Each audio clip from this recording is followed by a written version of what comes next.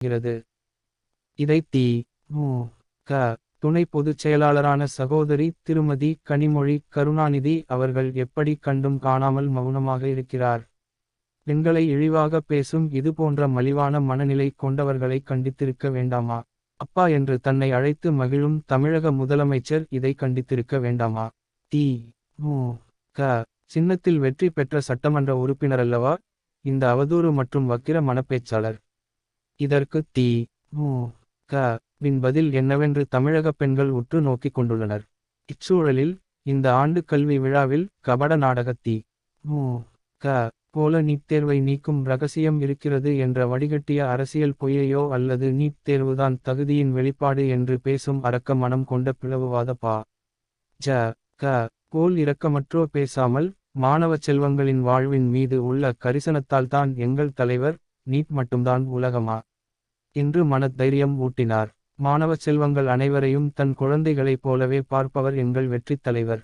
அதனால்தான் பெண் குழந்தைகளை பெற்ற பெற்றோர்களும் சரி, குறிப்பாக அந்த பெண்களின் தகப்பன்களும் சரி, எங்கள் வெற்றித் தலைவரின் தூய அன்பையும் கருணையையும் கனிவான தந்தைமையையும் முற்றாக உணர்வார்கள். பெண் குழந்தை தந்தையின் இடையே இருக்கும் மாசற்ற கனிவையும் அரவணைப்பையும் உணராதவர்களே உங்களைப் போன்று இப்படி எல்லாம் வக்கிரம் நிறைந்த அவதூறான எண்ணங்களை உதிர்ப்பர். எனவே தான் பேசியது தவறு என்பதை திரு. வேல்முருகன் அவர்கள் அமைதியாக தனியாக அமர்ந்து தன் மனசாட்சிப்படி யோசித்து உணர்ந்து ஒட்டுமொத்த தமிழக பெண்களிடம் மன்னிப்பு கேட்க வேண்டும் என்று கேட்டுக்கொள்கிறேன். தவறினால் தமிழ்நாட்டு பெண்கள் அனைவரும் உங்களை நோக்கி கேள்வி எழுப்பத் தொடங்கினால் நீங்கள் நடுங்கிப்போய் நிற்க வேண்டிய நிலை வரும். எனவே தி. மு. க. சட்டமன்ற உறுப்பினர் திரு. வேல்முருகன் அவர்கள் அவையடக்கத்துடன் பேசுவது நல்லது. இது ஓர் அன்பான எச்சரிக்கை. தொடர்ந்து பெண்கள் மீது அவமதிப்பை காட்டி வரும் கபட நாடக தி. மு. க. வினர் மற்றும் அவர்களை அண்டிப் பிழைக்கும் திரு. வேல்முருகன் போன்றோர் பொறுப்பற்று பேசி வருகின்றனர். இதுபோன்ற வக்கிரம் கொண்ட மனப்பிறழ்வு நிலைக்கு மனநல மருத்துவரை அணுகி சிகிச்சை பெறுவது நலம்.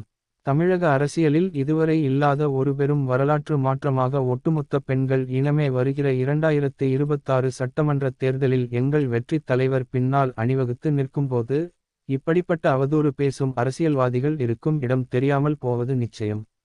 இதை இறுதி எச்சரிக்கையாக தமிழக பெண்கள் சார்பாகவும் தமிழக வெற்றிக் கழக பெண் உறுப்பினர்கள் சார்பாகவும் தெரிவித்துக் கொள்கிறோம்.